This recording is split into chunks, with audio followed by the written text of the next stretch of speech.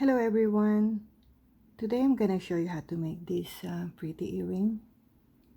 It's easy to make.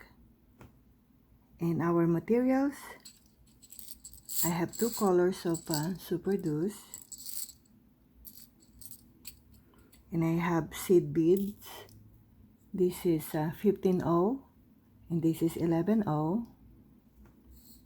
I also have Bicone. This is 3mm. I have earring hooks. And I'll be using my beading needle number 11. And this is the thread I'm gonna use. So let's begin. I pick up 6 of my 11O seed beads.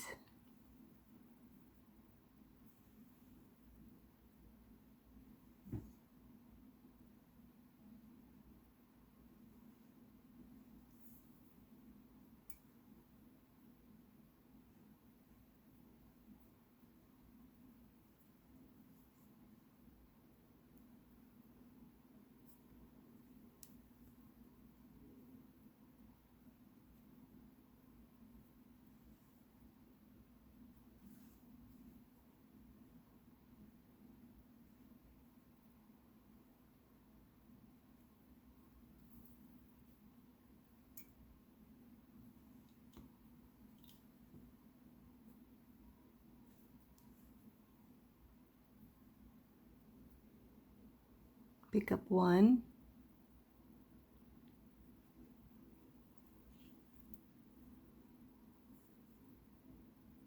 Pick up another one.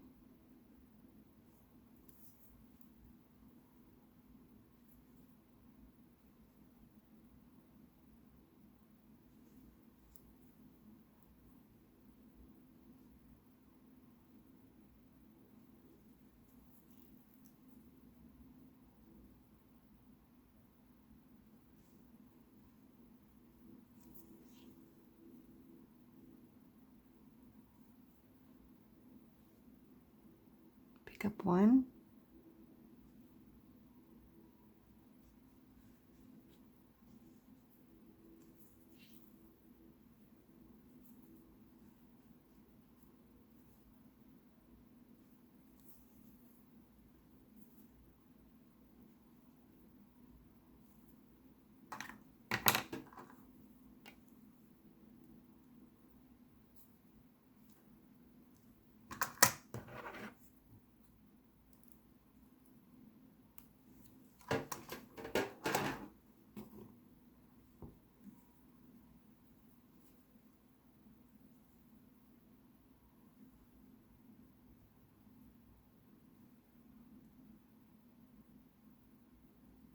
So I pick up 2 11O and 1 purple Superduo. Then pass through.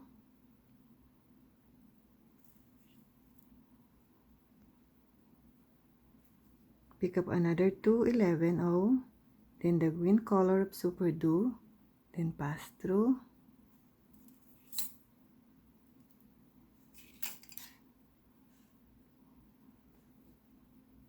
To 11O, then the purple, then pass through.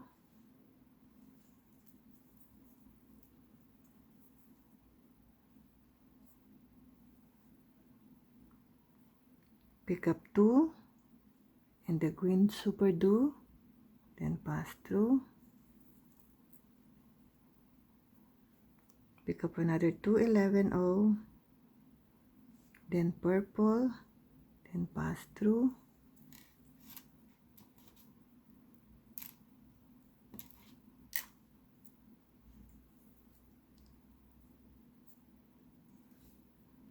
Pick up another 2, then the green, then pass through.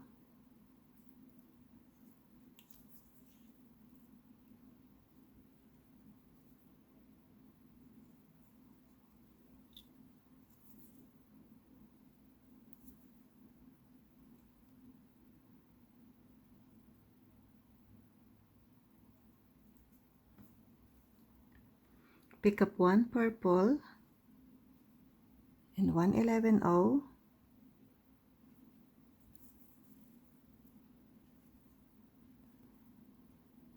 Pick up one 11-0, then pass through.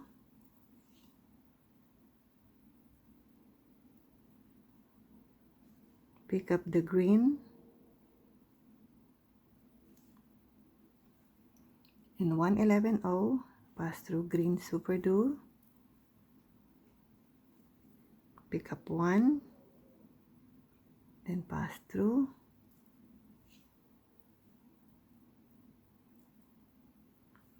Pick up purple and one 11-0, then pass through.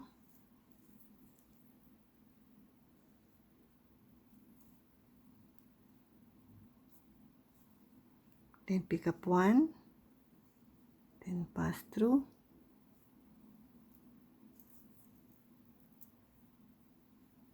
Pick up the green Superduo and one 11-0.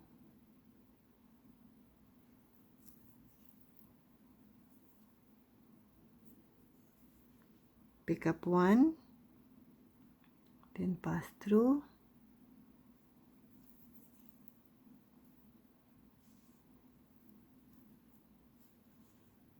Pick up purple, one 11-0.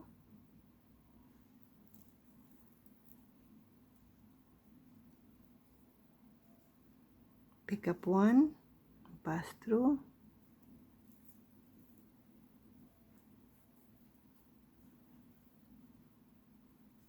Pick up another green purple and one 11-0.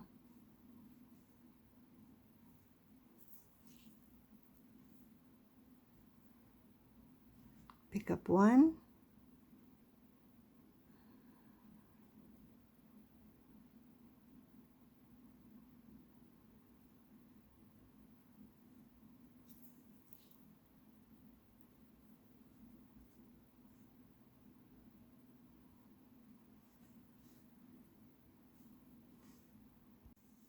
My thread is coming out from the bottom hole of the Superduo, so I'll pass through 11-0.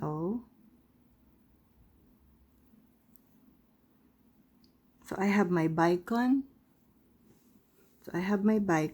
In the 11-0 seed beads. So I'm coming out from 11-0 now. So I'll pick up one 15-0 and Bicone and 15-0. Then pass through green Superduo. Then pick up 3 15-0. Then pass through 11-0. Pick up 15-0. Bicone 15-0.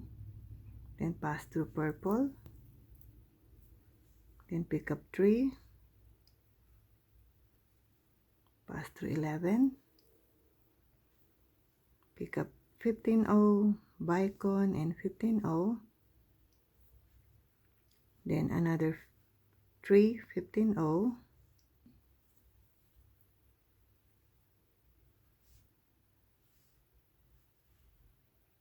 Bicone and 15-0. Pass through the purple Superduo.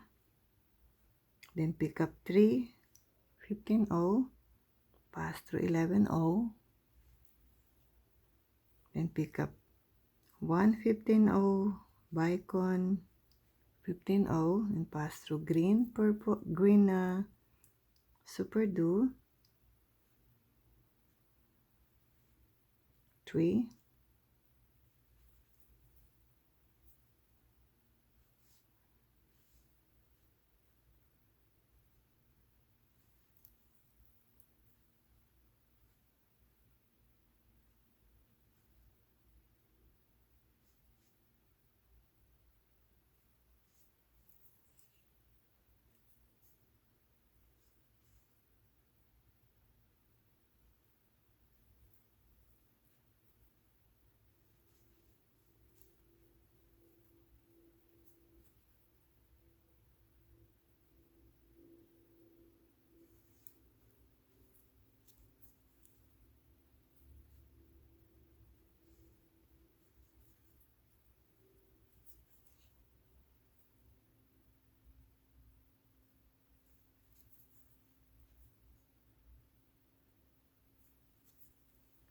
Then pick up my 5 of my 11O.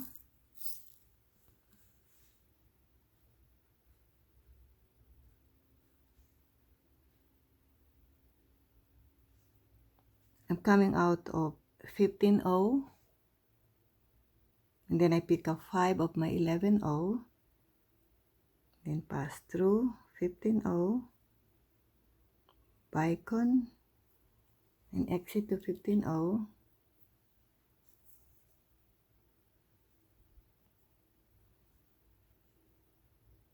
I'll exit to the third.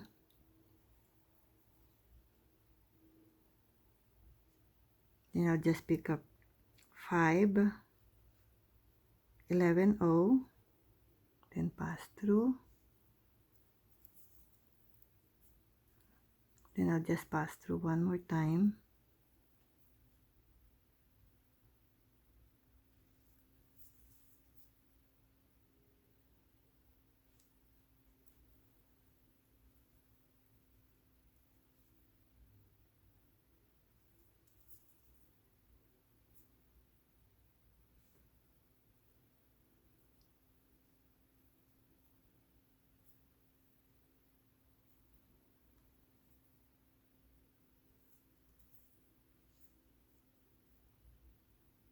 Then I'm going to just pass through one more time, just to reinforce and make some couple of knots before I cut my thread.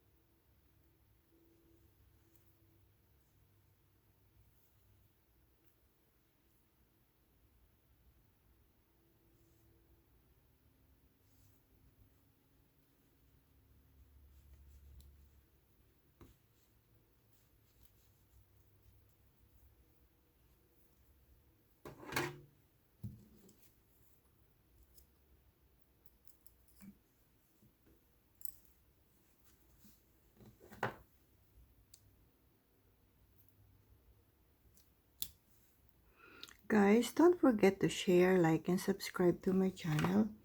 And for those who are already joined, thank you so much.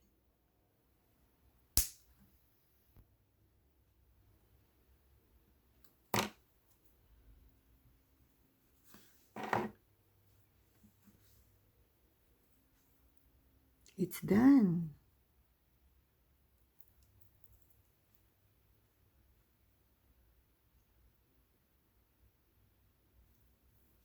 Guys, hope you like it. Thank you for watching. Have a blessed day, everybody, and happy beading.